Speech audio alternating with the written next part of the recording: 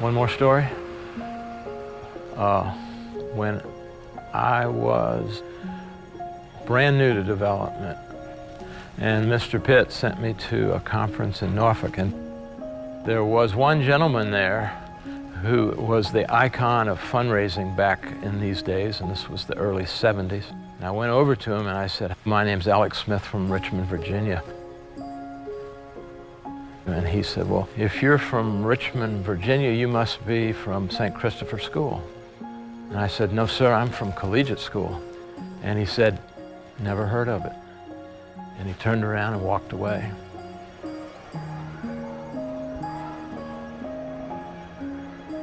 And that devastated me. And from that day forward, that was my professional motivation. I didn't want to ever hear that about my school again.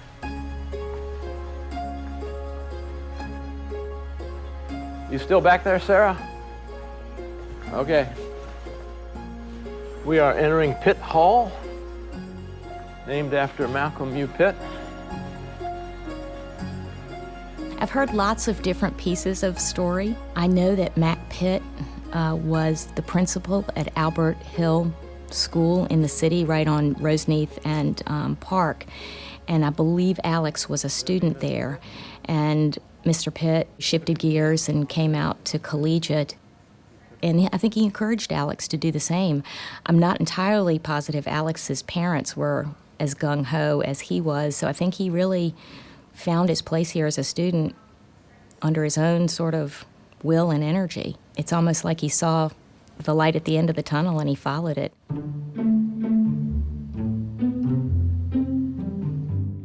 I wanted to go to that school, and I thought you could just go to that school. I didn't know you had to pay for it, and I didn't know you had to be accepted.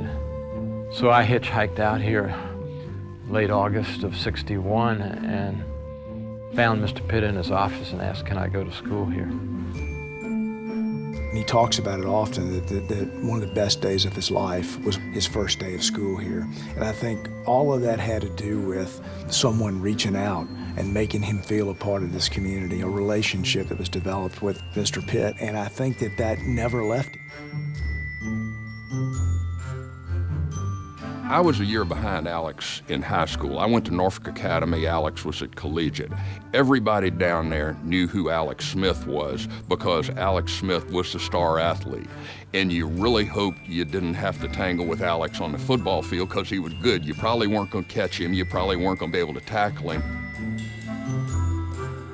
Well, the first interaction that I had was up at Camp Virginia, and we were putting tennis court lines down on dirt courts, which entailed hammering nails into probably a 2-inch wide strip of this vinyl tape.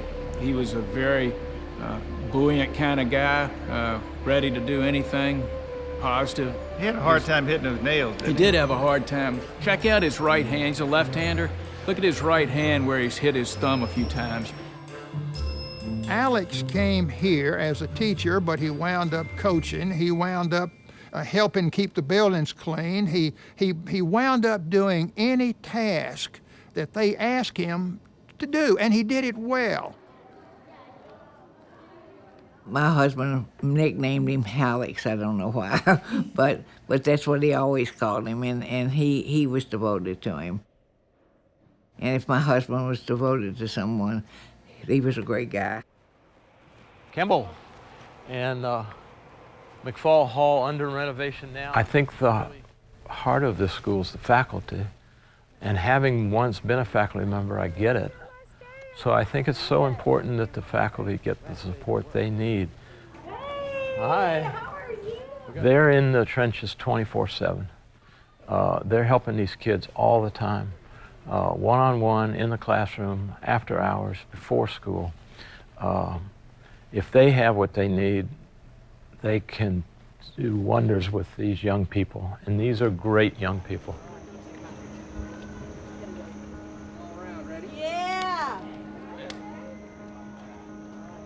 One day, Mac Pitt said to me, "Alex is going to start doing some development." I wasn't too sure about the development job with Alex. The development directors I had known come on very strong. They are always in your face.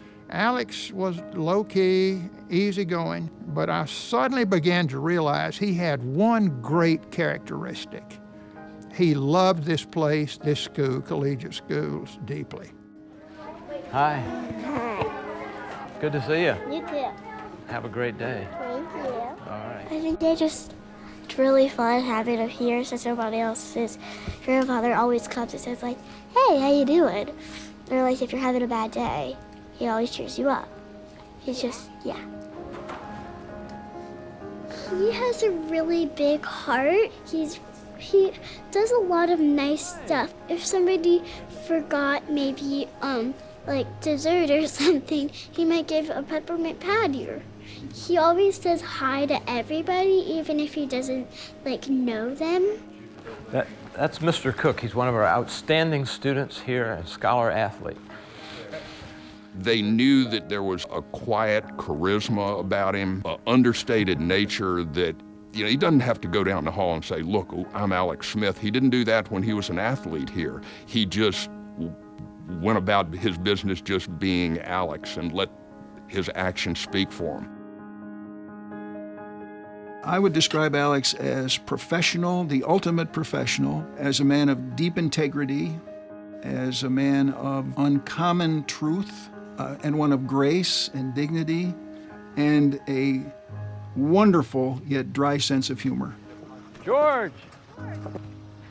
And here's George, who's so positive and my best friend every morning. He greets me, and then when I go home at night, he's still working. Well, sometimes I can't tell if his stories are to make me laugh or whether they're real.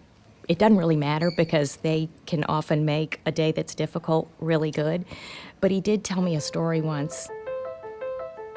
He went to call on someone who was fairly prominent. In order to sort of please this potential donor, the donor wanted to get rid of his cat. He was just over the cat, didn't want the cat in his house anymore, and Alex had to take the cat from him. Alex was not a cat person in any way. It couldn't happen to anybody, but it happens to Alex. All of these things that he has collected over the years is amazing. He had saved a number of English papers. I'm not even sure they were in his class. He just had these papers, and he took them and individually put a note and mailed them out to the alums that had written those papers. And so it's been fun just to watch him divest himself of some of these things he's obviously held on to and valued, and then given them out so that others can do the same thing, and feel that same way. Our two sons are graduates of Collegiate. 2 Christmases ago, we were all together at our home, not far from here. And one of them said, I have not seen the campus in a long time. Let's just get in the car and drive through Collegiate. And we started driving through this campus on Christmas Day. And when we got to the back side of the campus and started to look at it, one of our sons said, the house that Alex built. Little bridge. The youngsters that come from the lower school, this is their rite of passage, and this is the pathway. He was just such an outstanding human being that Buck thought he would be good at the job, and that's the reason he hired him in the beginning.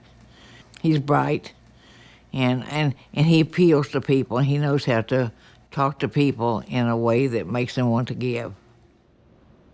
And I think he saw development not as a singular kind of a thing, where I think so many places looked at it as an annual giving kind of thing, and that was not his belief. He saw that you could go at it in lots of different ways. If we did anything, he wanted people to talk about it and say, man, that was a great event. We do this thing called a winter party where it's a fundraiser. And he came to me one day, he said, we got to sing at the winter party. I'm like, we got to do what? He said, sing, we're going to be the Temptations. I said, are you kidding me? So the night of the winter party, we come in with these polyester powder blue suits on, bow ties and white shirts. Alex got this huge Afro wig on. and the microphone and the curtain opens, and Alex just stand there, and the song that we were singing was Ain't Too Proud to Beg.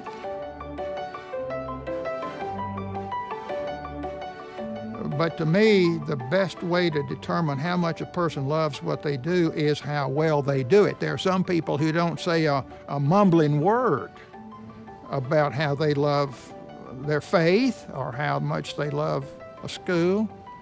They just do it. And he was one of the people who just did it. Those are the authentic people in life. The whole old library could fit in here. He took me on a tour of the school within the first couple of weeks that I was on campus. And it wasn't just an ordinary tour from the standpoint of here's the dining hall, here's the gym. Every place had a story. And sometimes the stories were big stories, sometimes they were small stories. I have watched him, and there's a level of connection that he brings that very few people can bring. Because he likes to tell the story about Collegiate. The guy is at his finest and in his best place personally when he's talking about what he's watched grow around him over time. And I think there's an authenticity in that story. And that's why his storytelling is so perfect.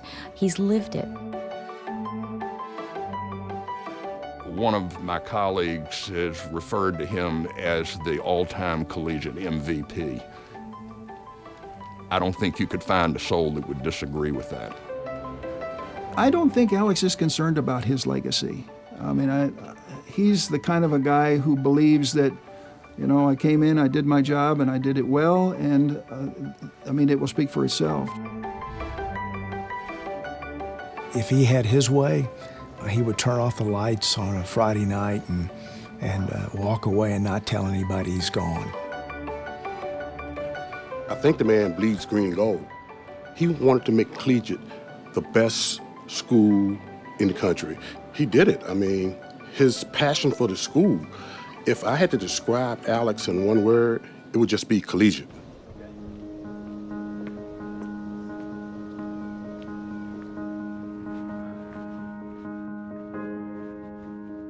And it's always been about people to him. It's hard to overemphasize that part because it is about people, it is about relationships, with the idea being that relationships change lives.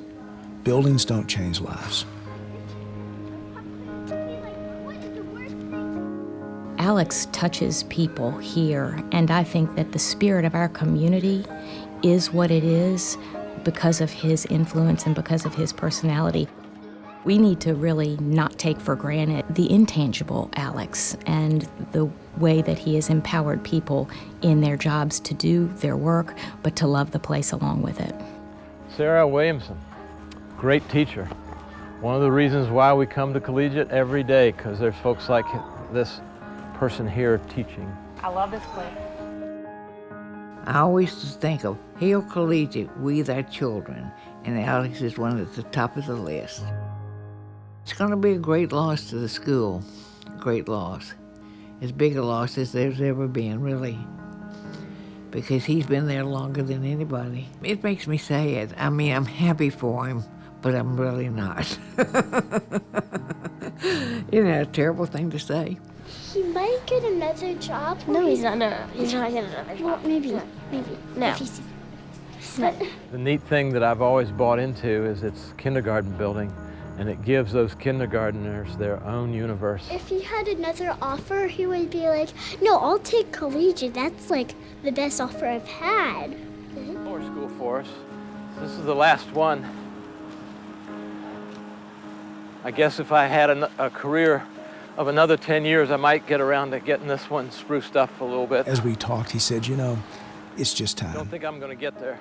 To me, it captured well Alex. You know, it wasn't a soliloquy on retiring. It's just time.